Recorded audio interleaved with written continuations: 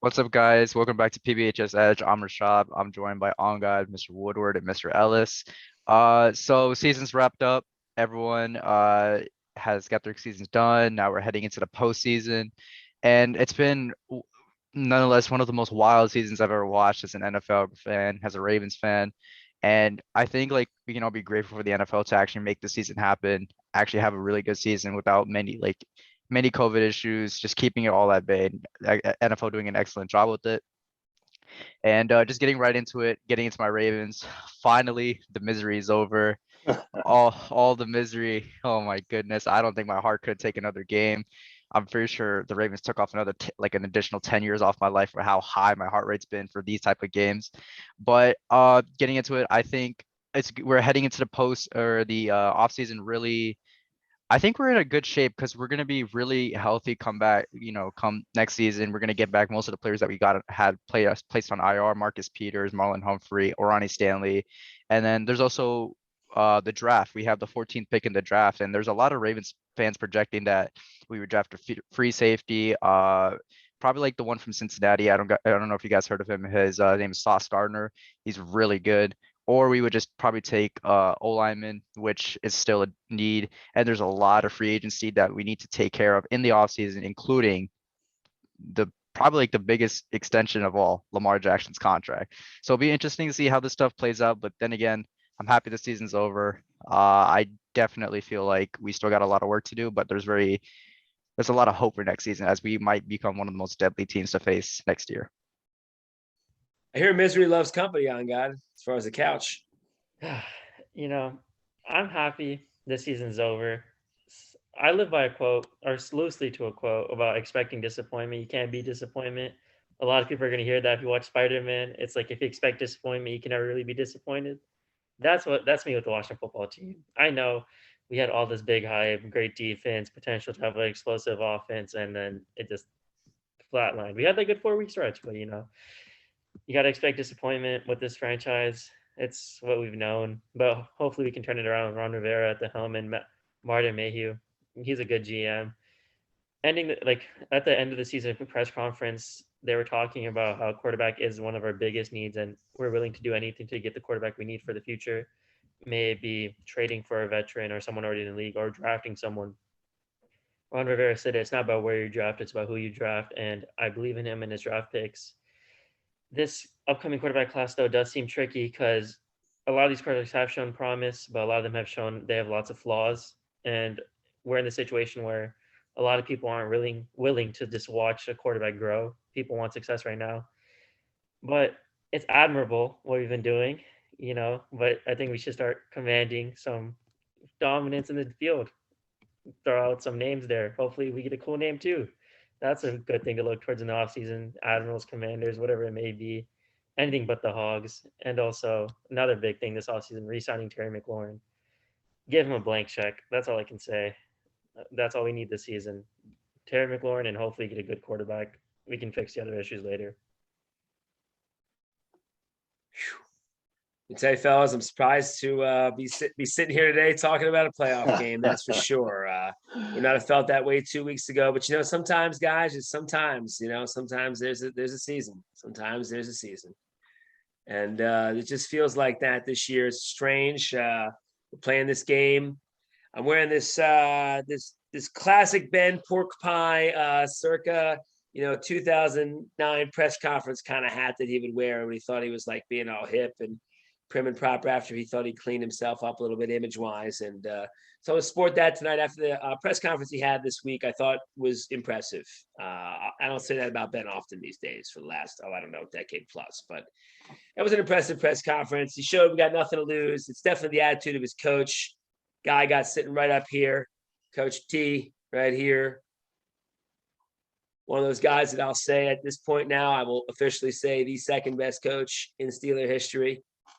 And with that said, I'd love for him to be number one someday. He's got plenty of time. In fact, he's right around the same age that Chuck Noll was when he started racking them up. So we got plenty of time here, Coach T. It's not going to be this year, we know, but it's going to be fun to have a ride here. We're going to be going to Hades in a bucket, baby, but at least we're going to enjoy the ride here Sunday night. And segueing into the great Dr. King's Day of Service on Monday.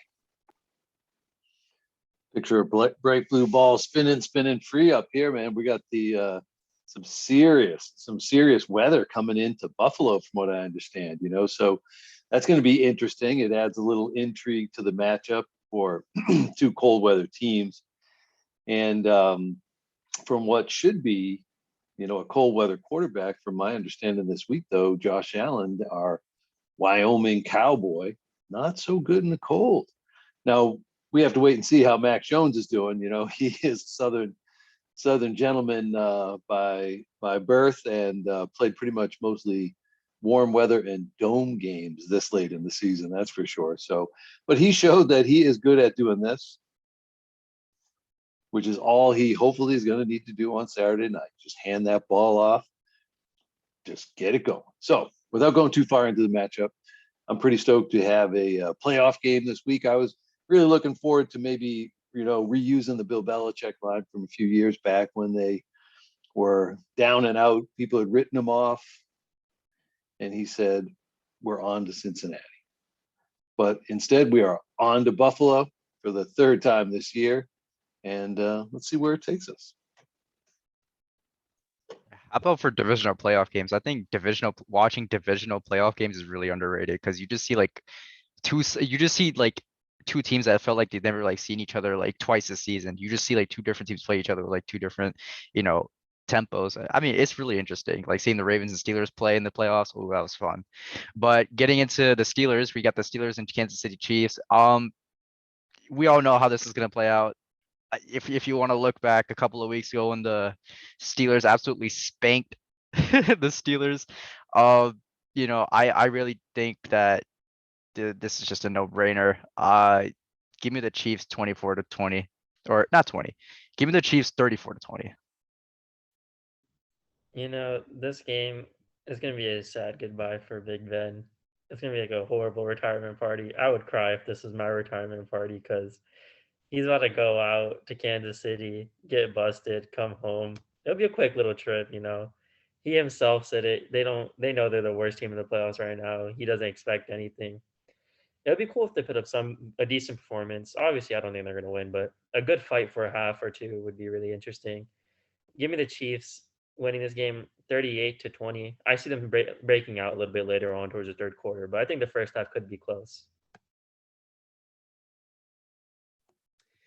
Well, fellas, here we go. I got a weird feeling about this game. I got a weird feeling that special teams is going to matter. I'm going to tell you, Kansas City Chiefs special teams is not good. That gets really bad. And their kicker is highly inconsistent. And weather's going to be an interesting variable for this game. Remember, always a little wind there. We got an experienced quarterback coming in this ball game. And don't underestimate somebody in their last hurrah, okay? As bad and as ugly as it's looked the last couple of weeks, don't think they haven't been saving a few plays. Don't think they weren't confident they were going to get this far, because you're not a good coach if you aren't. So they were still saving stuff for this week, and I expect there to be some crazy wrinkles thrown out in this game. It could look horrible, but I think it's going to be close for a while.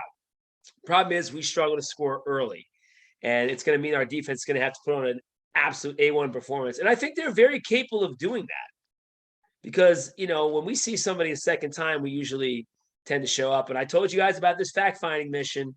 I'm going to say it again. In 2005, we had the fact-finding mission in Indy. Believe me, there was less of a chance that we were going to beat Indy in 2005 than us winning this game. By far. Okay? By far. Because as good as this Chiefs team is, that Indy team is 1,000 times better than this Chiefs team. 1,000. 1,000,000 maybe. Okay? And we found a way in that game. Of course, we also had multiple Hall of Famers in that team. We don't in this case. KC 30, Pittsburgh 21. Valiant effort, fellas. Love you, Mike Tomlin. So glad you're going to be our coach forever and ever. Let's go buy a quarterback.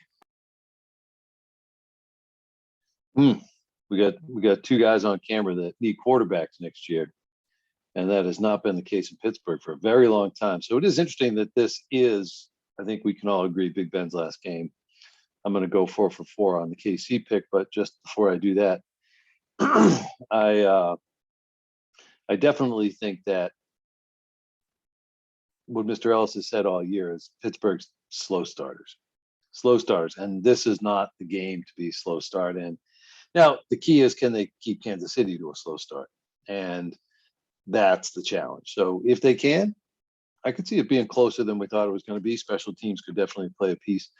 But ultimately, Kansas City has been playing a lot better this second half of the season. I mean, they've been under the radar is probably the wrong word, because Patrick Mahomes and Kelsey and Tyreek Hill and all those guys. But I think, they're a little scary, and they could have finished in the one spot. But Tennessee managed to finish it off. So in this one, I do like Pittsburgh with all the emotional pieces attached to it, truly being Ben's last game, do or die, just like last week was. And you know what? He made a spot on throw to Chase Claypool, which was a great catch and a great throw, and that took him there. So, there's still a little magic to be had, but I think the team on the other side might just have a little bit too much, and they'll be snuffing that magic out, as they say, this week. So I'm going to follow Mr. Ellis's lead on this one. I'm going to go 31-17, KC. Tell you this though, you never know. Andy Reid is prone to stinkers, and when that fish scent fills the air, there's going to be snuff juice everywhere in Pittsburgh. Picturing the wang dang doodle, buddy. You never know. You never know. You never know, fellas. And if Juju Smith-Schuster miraculously finds his way to the field, let's remember Juju played exactly 2.5 games, guys. If Juju Smith-Schuster finds his way to the field on Sunday, It's incredible. it would be really interesting. I'm just going to say it would be interesting to There's see a Ben chance throw he the ball in can't. the middle of the field for the first time all season. It'd be interesting to see him throw the ball in the middle of the field where he is very accurate and very good. It'd be interesting to see him throw the ball there for the first time all season. Man, I have seen him throw some balls in the middle of the field this year, and they are just chucks. He is just chucking them in there because there's nobody out there to catch them. Except Ray last week, that where he just, that was a Juju kind of play. I mean, that was a Juju route, that was a Juju play, that was Juju. Anyway, we got to keep it moving, fellas. I'm sorry, I'm still. Yeah. Okay. So for the next game of the week, we got Mr. Woodward's Patriots versus the Buffalo Bills. So the Buffalo Bills and New England Patriots did split on the season, but it's gonna be interesting how Sean McDermott's gonna coach his Buffalo Bills against Bill Belichick's Patriots. It is Mac Jones' first year in the playoffs, obviously being in his rookie year. So it's going to be really interesting how Bill Belichick wants to see his rookie quarterback play. I think they'll turn to the run game a good amount, try to get the ball in the air, try to get a good mix, but they need this defense to play absolutely stout against Josh Allen, this Buffalo offense, Matt Judon, Devin McCourty. People on that defense need to step up. And I think that if they do so, the Patriots will be successful. And it's hard to coach against Bill Belichick in the playoffs. So give me the Patriots. I'm gonna take this a little low scoring game. Give me the Patriots 17, Bills 13. Yeah, I agree with Rashad. Coaching is gonna be a big factor in this game. Sean McDermott, he just doesn't have the clutch factor, just like the pedigree Bill Belichick has. But looking at the season, the way these teams split, the Patriots won an interesting game while the Bills outright won the second matchup. So that's something to look at. The Patriots need to hope their defense shows up this time around. They have to stop the run and limit Stephon Diggs. He's the main weapon they have. I wouldn't worry too much about the others.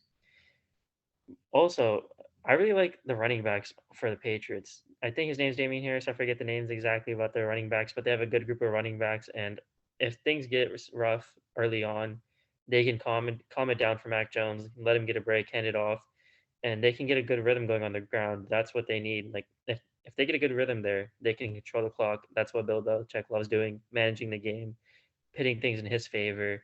He doesn't want to blow you out outright. He wants to manage the game. It's meticulous. He plays it to a T and a science. If he can control the game the way he wants, he's gonna win it. No matter who's at the court, no matter who's under center, he can win the game just by the way he coaches and the way he controls the game. So I think the way the Patriots start off with running the ball is gonna be really big, and I think they'll find a way to make it work out. I just said Belichick he has that pedigree and that playoff experience that literally no other quarterback or no coach can match. So give me the Patriots winning this game. I agree with Rashad. It's going to be a low scoring game. Give me the Patriots winning this 21-17. My stomach hurts saying this, but I look at this and I think the first time these guys played, Bill was able to get one over a little bit and use that running game the way that he did because Jones seemed to be a threat at that time. I don't think he's as much of a threat right now. I think he's been figured out. I think he's been just kind of okay the last couple of games. And, in my opinion, he can't prove yet that he can push the ball down the field consistently So I think Buffalo's going to be able to smother him a little bit, but I wouldn't count Bill out ever. I think they could find a way to scheme this run game again to get this done, but they're going to have to control the ball on the ground. And I do think that the Bills' Achilles heel, though, is that they can't run. And so New England has a defense too, and they can force turnovers, and they can find a way to win this game. But I think it's going to be a guy like Stephon Diggs just making a play in this game. They have one good player more, I think, than New England. Just one good player more offensively. They're going to get this game weird 16-12. It disgusts me to say it. I know it does. As you can see, I've changed my background because the squish the fish did me no justice last week when the Pats got squished down in Miami, but I kept it up for my man, Mr. Ellis, because we want the good juju, as they say. Yeah, this is a big one. I think it's, I agree with Mr. Ellis's assessment of Mac Jones. I think he leveled off. I think teams did start to figure him out a little bit. I think he started forcing throws, and he's not there yet. I like where he is. Thrilled to have him. I mentioned a little bit of this last week, and he threw a pick six against Miami. That I think it's Xavier Howard, right? Is he the one that took it back to the house? And now he's a great cornerback, so I mean that's not surprising. But that's an NFL player, a good NFL player. But that's the type of play he read it, and he knew he was going to do it. He knows he goes to Jacoby Myers when he needs a third down, just like Brady went to Wes Welker and Julian Edelman all those years. And Brady threw a few pick sixes too. So, I mean, it doesn't mean that he doesn't have a great future, but that's something that Bill and Josh McDaniels, they want to control, but they can only do so much. They're not on the field, but they know that they need him to be able to make some of those throws. So he did a few of them against Jacksonville, but Jacksonville's a different football team. So these are the two lowest scoring defenses in the NFL, I believe, top five anyway. And so, of course, it's going to be a low scoring game. And to me, it's going to be a turnover game. Turn the ball over, you're going to lose. That's playoff football. That's kind of the way it goes anyway. And so that's where my hope for Josh Allen comes in, because that's what he has done. He has turned the ball over in the playoffs, and that's what cost him. Sometimes they're spectacular turnovers, like he had against Houston a few years ago when he was running like a crazy man, but he was also flipping the ball left and right, trying to make things happen. So I would like to see that happen. As a Pats fan, as a prognosticator, I know it's going to be tight. So I don't know if the Patriots are going to be able to run it down their throats like they did that first week, because now the Bills are ready for that. They're game planning for everything. But I'd like to think that BB still lives inside Sean McDermott's head a little bit. Just enough that McDermott's going to flinch first, and his team's going to see it, and that's what's going to do it. So that's my hope on the fandom front, on the prognosticator front, and I'm going to go with a tight one. Patriots 16, Bills 13. Ooh, all close picks for us. All right, for the next game of the week, we got the Raiders versus the Bengals, and you got to give props to the Raiders this season. Losing your head coach, losing, Henry Ruggs, to all the whole jail situation, and now you got Derek Carr, who's rallying his team to a playoff run, and it's really interesting to see like how it's gonna play off, because literally like if you saw at the beginning or like mid-season when John Gruden got fired and all like everything else happening, you would see like, yeah, this team's going down in the dirt. Like you're not gonna expect them to make the playoffs or like rebound that hard. A lot of players stepped up on that team, and Derek Carr being an exceptional leader, leading his team to playoffs, but they are playing the Cincinnati Bengals. And the Cincinnati Bengals have been on an absolute tear this season, blowing out teams, blowing out my Ravens. It's crazy to see how this team has come about with Jamar Chase, this offense coming along, this defense playing pretty good, and Joe Burrow coming off an ACL tear. I just think they're gonna the way that the Bengals are gonna control this game is they're gonna get the run established with Joe Mixon, and then it's just Joe Burrow just slinging the ball around to all three of his really good receivers. So give me the Bengals 27, Raiders 13. Rashad, I know you saw this in the group chat earlier, but Derek Carr, I genuinely believe he's a top 10 quarterback in the league. The way he led this team from just the adversity they've gone through, the numbers he puts up, what the people he has available to him. You see other quarterbacks just fold, but Derek Carr just continuously just balls out fully. Like every week, he just goes off. And obviously, he has his moments where he doesn't perform too well, but everyone has it. But other moments when he needs to step up, he steps up. Like I'm not sure if you guys saw the most recent game against the Chargers. He was dropping some dimes, and like some of those passes he was throwing were really nice. Shout out Herbert, he was having a great game too. But Derek Carr was going off, and this defense is also stepping up a lot recently. They're playing complementary football. Everyone says it. Even the like announcers say that's what you need to win football matches. Complementary football. You look at their past 5 6 weeks. Their defense has been stepping up and matching their offensive play, and they've been winning. And that's what no one expected them to do. But it's just these players stepping up their adversity, and I really like admire that because like obviously, who doesn't? That's a great story to follow. That team just coming from what they've gone through. But on the other side of the ball, we also have the Bengals. They've just been blowing teams out. Joe Shiesty, the nickname of the guy that's just been torching the league. Him and Jamar Chase, an elite duo. I'm excited to see them for the rest of their careers. But if you notice, if you punch them in the mouth and make them stutter, they're not quick to get back on their feet. If they start the game hot, they stay hot. But if you can stop them for a few drives, they stutter and they will break. They would just shut down. Obviously, the Raiders weren't able to do this last time. They lost that game 32-13. But just a few drives, this defense, I know they're hungry to get going, hungry to prove everyone wrong, and they just punch this offense in the mouth once or twice. Just make them stop, get into their head, and if the once the Bengals are in their own heads, they can't get out. They're a young team. They're going to struggle to get out of their own heads, and that's what the Raiders need to look to like just take advantage of that. And I think they will. Max Crosby's been having a great season. Yannick Ngakoue has been pretty okay. This complementary football, I think the Raiders defense is going to stop the Bengals offense for a few drives, and that's when Derek Carr is going to get it clicking. I'm not saying it's going to be a blow up, but I feel like the Raiders can win this game comfortably. So give me the Raiders winning this one 28-21.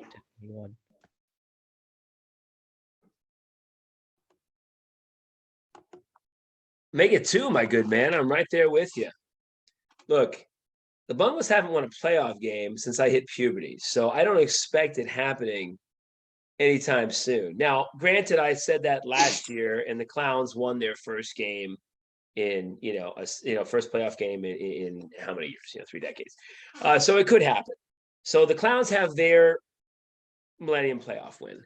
So maybe the Bengals get theirs here, and if they're going to, it kind of makes sense that they would. But I'm riding the hot team. I'm just trying a team that just looks different. Like, and I look at this coach Bisaccia, when I look at that, man, he's like, oh, heck with you guys. We're going to win this ball game. Let's go. I mean, regardless of what that story was, I love the approach from the jump. They were aggressive. They attacked. They went after the win that whole game. And Derek Carr, I mean, starting the season, the way he opened it, beating the Ravens, I mean, I was just jumping in my shoes. Little did I know he was going to bury us the next week, too. And then as he continued to do so, taking down Dallas. I mean, just so many games that I saw this year with him just playing clutch late. And that Burrow knee, I'm just going to be interested to see how willing he's going to be to run.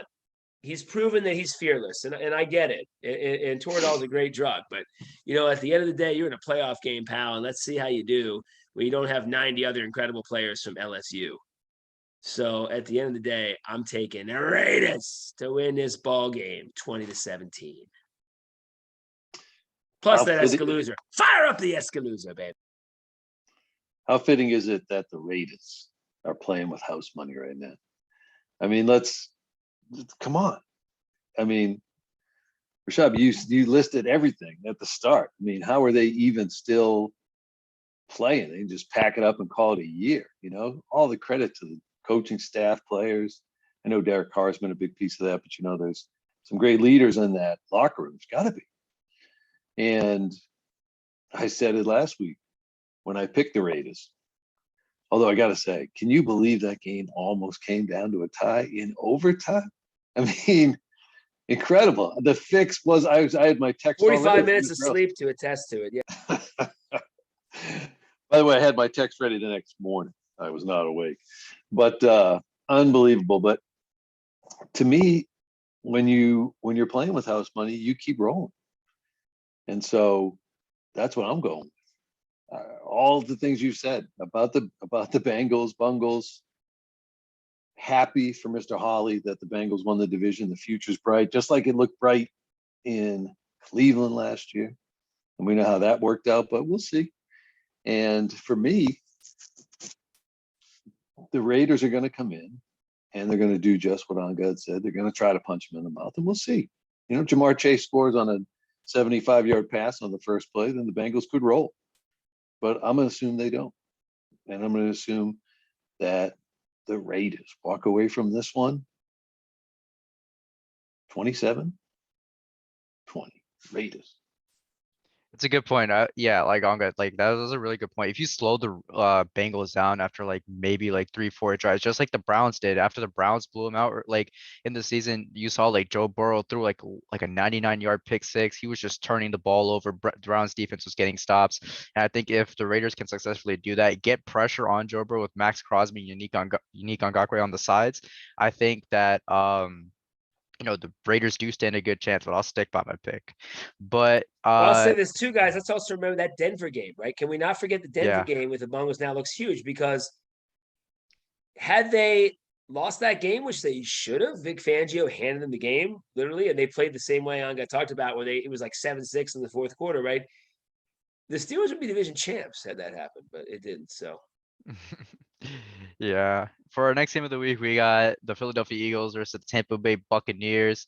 And in a game where Jalen Hurts is slated to start his first playoff game, it's going to be really interesting to see how Nick Sirianni wants to bring his team out against Bruce Arians and Tom Brady. Tom Brady in the playoffs, he's just a different breed.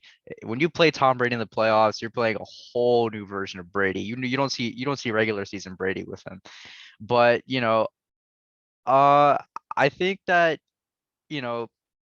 the Eagles, they weren't that impressive this season. I mean, they haven't beaten like teams with like, good quarterbacks. I read this somewhere earlier. It was like they beaten teams that had started like, Teddy Bridgewater, Jake Fromm, Taylor Heineke, no offense, I'm good. Trevor Siemian, Zach Wilson, Matt Ryan, but Are you reading the NFL backup quarterback list? Is that what you're reading right now?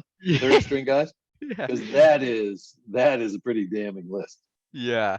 So, I mean, from what the Eagles have beaten this season, it's not as impressive, but here they're in the playoffs. So, I mean, they got here. But it's Brady. I can't always bet against Brady in the playoffs, especially the Bucks. I mean, against the Eagles, they're still a developing team. It's impressive that they made it with Nick Sirianni in his first year and Jalen Hurts, getting a full year start. But I don't know. Just give me the Bucks 34, the Eagles 17. I think the Eagles will put up a good fight in the first half, but second half, it's all Brady and his Bucks. I don't know if it's the COVID getting to me or just me being crazy, but I think the Eagles could win this game. If you look back to how Washington played against the Buccaneers, look at Antonio Gibson, 24 rushing attempts, but 64 yards. But he got those 2 touchdowns, and we controlled the game, controlled the ball. Look at the Eagles. What are they the best at? They're number 1 in rushing offense, and their running backs are great. Their offense line is great. They can take this playoff pressure off of Jalen Hurts and put it on their running backs. I know Jalen Hurts is going to throw the ball once or twice, but he can do it. We've seen him. He has a good arm. He can move. He can make plays. He has Devontae Smith with him, and he has a couple. And I forget their tight end's name. I forget after Goddard? Zach left. Yeah, Dallas Goddard. He's really good. He cooked us twice, but he's a good, reliable person to throw the ball to and take care of it. And the Buccaneers, they've had their moments where they just seem shaky. I know playoff Brady is a different type of Brady, but you guys saw what we did to them last year. We were able to mess them up, we slowed them down a little bit, and almost win that game. And we did it this year. We won that game. Just dominating the rushing attack. If the Eagles can do that, if Nick Sirianni doesn't overthink this game, trust his guns, and goes out with Miles Sanders, get him 20 attempts, get the other backup running back 8 to 10 attempts, get that rushing game going, and the Eagles could win this game. I hate saying it. I hate the Eagles. I hate the NFC East, but this would be a crazy upset, and I think the Eagles could do it. They have the pieces for it, and it would just be a great story, a great thing to add to this playoff weekend. So give me the Eagles winning this game in a crazy way. Give me the Eagles winning this 21-14. Oh, I like it. And there's lots of reasons to think that it could happen. Again, they struggle against the run there. They have not been impressive the second half of the season. No one can say the Bucks have been an impressive team. The second half of the season. No one can say it. Not to mention the controversy doesn't help. They're going to pretend it doesn't matter. It matters. It buckled Arians. It shook him. It did. But come on. This isn't going to happen. I mean, it's going to be close. And I think the Eagles could hold this game for a while because Tampa struggles to score early and they have in a lot of games because they haven't run the ball as well this year. So they could struggle early. But Brady's experience is going to take over. There's going to be a garbage call late. I mean, a garbage call. It's going to have Philadelphia on fire by 12-15. But yeah, I think it's going to come down to a garbage thing or just Mike Evans making an incredible play at the back of the end zone. 24-20. Tampa gets this, but good hope for the future for the Eagles. I'm impressed with their smash mouth approach. Never thought that Nick Sirianni fellow would bring that, but it tells you how little I know, which you already knew. Yeah, I agree. I watched the Eagles a few times this year because, watching the football team here at my house, and they are impressive. I love Jalen Hurts. I really do. I think, he's not Joe Burrow or Patrick Mahomes or Tom Brady, but he's in that. I think he's going to get into that next tier. I love the way he plays football. I think he seems like a leader, and he's perfect for this team right now because he seems like a bit of a lunch pail guy, even though, he's a 5-star recruit who played at Alabama and Oklahoma and finished second in the Heisman Trophy, I think twice, played in the national championship game. But the big key for Philly, I think, is, so that run control, that ball control by running. And so with Jalen Hurts running the ship back there, he's part of that. And so they could control the clock a little bit. That's the key, of course, to beating the Bucs. You want to keep them off the field. And their defense, granted, they did play the JV, as I just heard that list of quarterbacks that they beat. I mean, Jake Fromm still hasn't thrown for 100 yards total this year, I don't think. And so the Eagles, just their defense, I mean, I think 5-6 straight games, they didn't allow over 20 points. So that's a pretty impressive stat, but I don't think it's going to last this week. I think they'll probably keep it close because I agree that the real lesson here is I would go study the game film for New Orleans. New Orleans beat the Bucs twice this year. They shut them out. And so, that film's out there. And I agree with Mr. Ellis. It's a good point. That did shake Bruce Arians and that shakes the team a little bit. It's not just a happy valley anymore. It's not just a happy bay. There's a little bit of something going on there. And so that does disturb the team. It does take a little bit away from it. But with guys like Brady, Mike Evans, Gronk, I mean, these guys have been there before. They know what they're doing. They get serious when it gets playoff time. As goofy as Gronk is, the guy comes to play. So for me, I think that's going to be enough for them. I think it probably will be close, though. I'm gonna go with the Bucs in this one. They'll win it. They'll win it late because they'll have to pull away. But I don't think they'll trail. I'd be surprised if the Bucs trailed in this one at all. But I'll take them in the end, 24-17. Quick shout out to my boy Jake Fromm. He has 210 total yards this year, Mr. Woodward. Sorry about that. I know the first game killed him. He only had like 20. He got 103 against us, so had to let him have his moment. My apologies to Jake Fromm, who, by the way, has 200 and some odd more in the NFL than I do. For next game of the week, we got the 49ers versus the Dallas Cowboys. And I feel like for this game, for Dallas to be successful this game, pass the ball. I mean, 49ers have basically no corners left. And Jimmy Garoppolo is still injured. Trent Williams is still questionable to play. But I think with the way the season has gone for Dallas, I mean, I think their offense needs to come alive this game. CD, Mari Cooper, and whoever their other receiver is, I forgot his name. They need to come alive and probably get their run game established as well. So I feel like if the Cowboys are explosive on offense, they easily got this game. But I wouldn't, sleep on Deebo Samuel in that offense because the offense can become explosive. So I'll take the Cowboys in a close game. Give me the Cowboys 27, the Niners 23. Talking about funny stats, Mr. Woodward, how you have less than 200 yards than Jake Fromm. We all had more receiving yards than Kadarius Toney through the first weeks. I heard some other people say that on the radio. Yeah, we can hang our hats on that. And more touchdown catches than Galladay, right? All of us. Just as many. Yeah. But looking at the San Francisco versus Cowboys game, I would just say don't underestimate the San Francisco team. We saw them last week against the Rams when they came back and upset the Rams, or they came back and made the game close. I'm not sure how the game ended. It slips my mind, but they came back, made that game close, and that's just this warning sign to the Cowboys. Don't get comfortable against this team. They can show up and show out. Deebo Samuel can turn up at any moment. Kittle can show up at any moment. And Garoppolo's a competent quarterback. He's not the best. He's not the worst, but he can get the job done. And his defense has its moments of being sneaky good. And then on the other side of the ball, the Cowboys cannot play good teams, like actually good teams. They even struggled against us in the second half, our first game of the season. But look at their games against teams that are actually good with real quarterbacks, with real people playing. They lose or they struggle to win. And I just think that's really worrying because if they don't get that issue sorted out now, their playoff, this is it for their playoffs. Like they're going to lose this game to the 49ers. The 49ers are a good team. They have playoff experience more than the Cowboys roster right now, I feel like. And I think that could be a big factor. And in my opinion, I would take Kyle Shanahan over Mike McCarthy. I don't like Mike McCarthy these past few years. It's just not been good. And also Dak Prescott, just the Cowboys are a great team, but they have so many flaws. And playoff time is where flaws get exposed. And I feel like the 49ers are the type of team can expose those flaws. Deebo Samuel can have a great game. The defense can control Dak Prescott and the offense that's somewhat explosive. They just don't show up. They drop duds. And I feel like this is a perfect time for a Cowboys dud on national TV. America's team drops a dud, loses to the 49ers. Give me the 49ers winning this game in a close fashion, 21-20.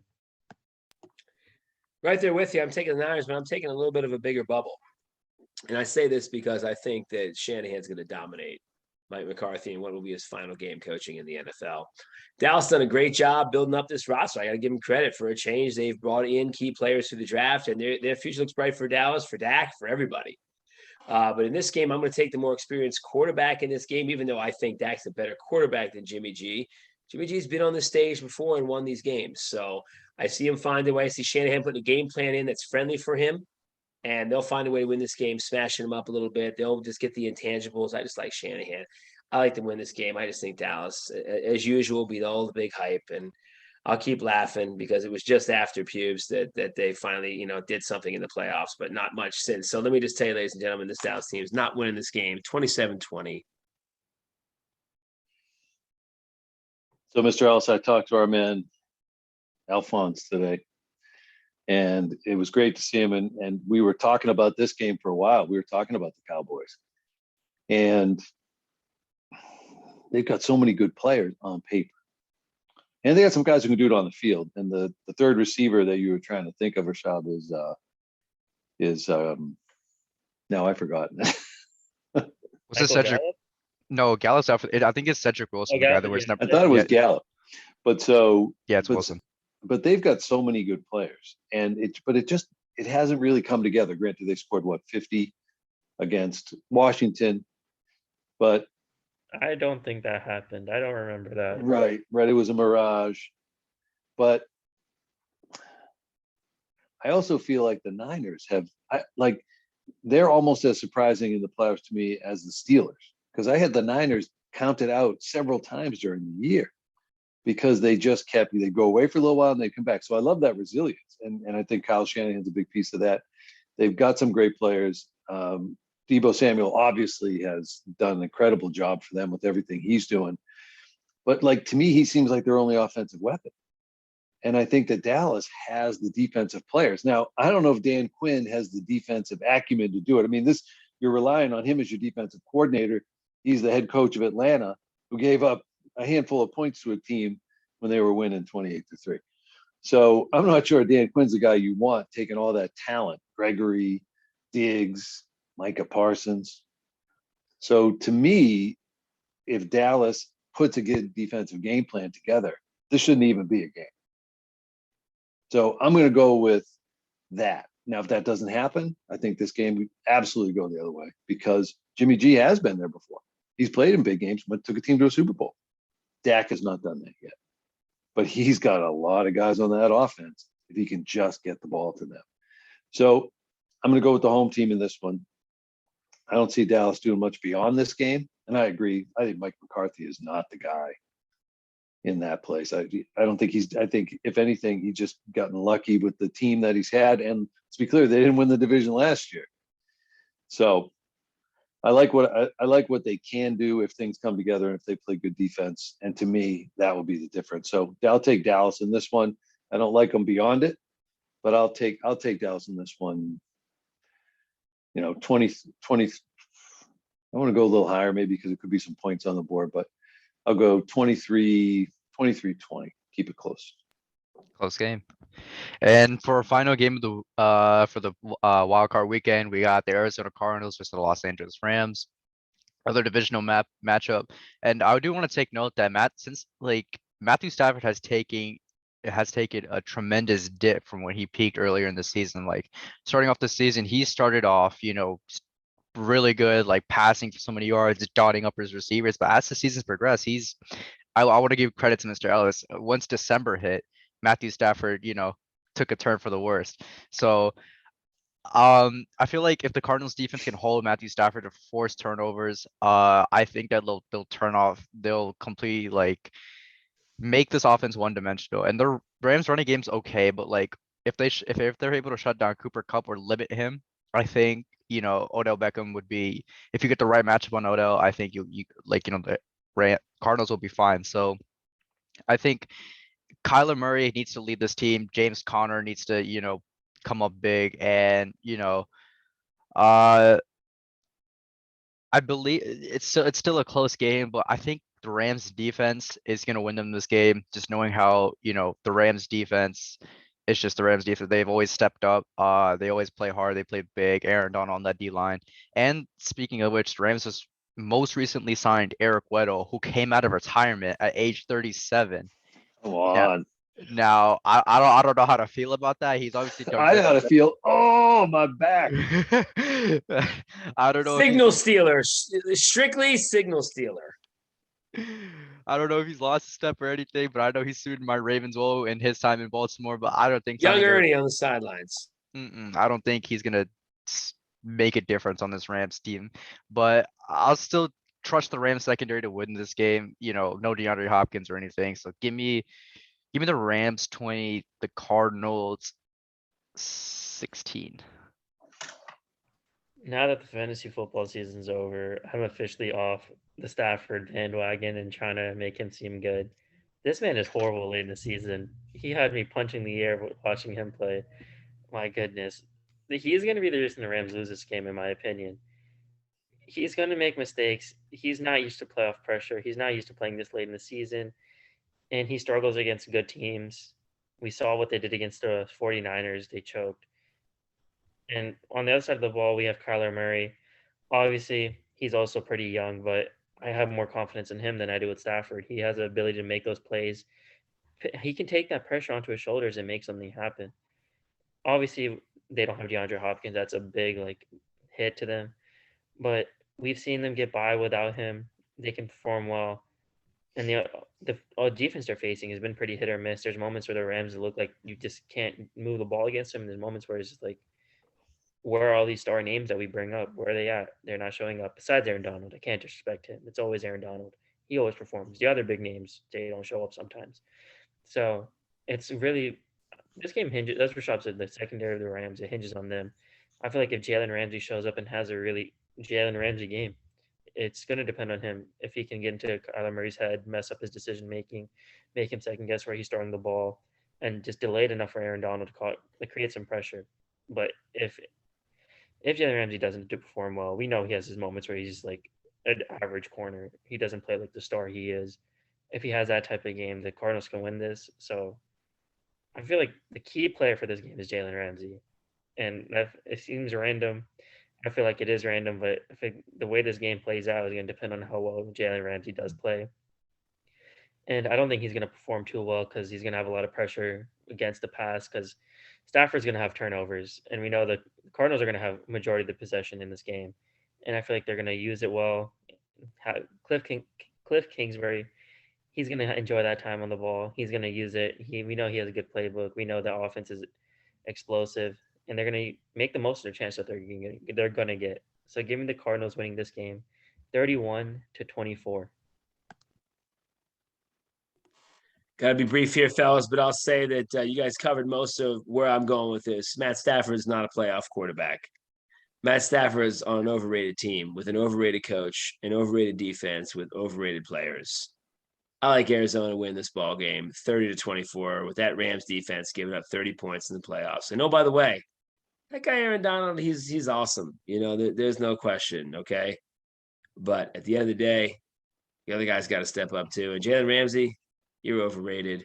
Jalen Ramsey, you're not winning anything. You've never won anything. You're not winning anything this time either, Jalen Ramsey. I'm sorry, my friend. You're going to take the L again.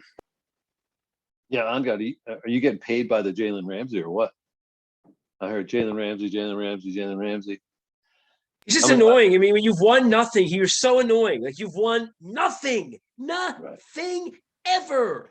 You got lucky in 2017 against us with the Todd Haley game plan and then Ryan Shazier, right? Yeah. You stumbled into that, got blown out in the AFC Championship game at Patriots, and you were just schooled, Ramsey, thoroughly schooled in the second half of that game. And then you're invisible since when it comes to playoffs. So what are we talking about? But he wears a single digit now. I'm not getting paid by Jalen Ramsey, but he is my favorite corner. He doesn't even have single digit championships. He has no championships. Yeah. He has no digits. Nothing. No hotline bling for you, my friend. Sorry, Jalen. As opposed to Aaron Donald, who wears his Madden rating on his jersey. Am I right? Hey, that's fine, but he could also wear those championship rings on a jersey too of the Pittsburgh Steelers, of which there are 6 from University of Pittsburgh, where from pit to pit, baby. Football, so just like Kenny Pickett. Yeah, well, in the words of Wilson Pickett, nah, nah, nah, nah, nah, nah, nah, nah, nah, nah, nah, nah, nah, I'm not coming to Pittsburgh. Fake slide. All right, so I'm taking Arizona in this one too. I'll be quick because I don't have much to say about the Rams, and I definitely don't trust Matthew Stafford. I thought he had a big arm. How did he underthrow OBJ on a pass that OBJ was like a yard and a half beyond that guy last week, and he underthrew the receiver? I just didn't see that. I was shocked to see that happen. But to me, the Rams, just like when the Pats took them out in the Super Bowl, we talked about Sean McVay last week. Not going to happen. And they dropped a game last week. They dropped a game that they had won to San Francisco. And that's what's going to happen this week. I'll follow suit. I like Kyler Murray as a quarterback in this one way more than I like Matthew Stafford. So I'm going to go 31-23 Zona.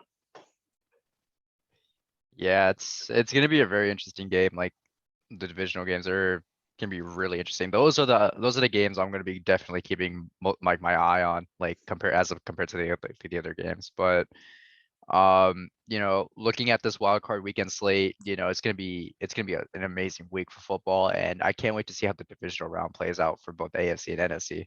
Seeing the Titans match up against whoever they get matched up against. I want to see how Mike Vrabel prepares Ryan Tannehill and possibly the return of Derrick Henry. So yeah, that's been it from us, guys. Thank you for watching, and we'll be back next week to recap what happened wild card weekend and give our picks for the divisional round. I've been Rashad.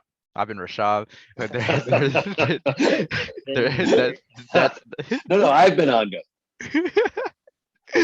I've been Rashad. We had Olga, Mr. Woodward, and Mr. Ellis. We'll catch you guys next week to recap this week. See you guys. Long season.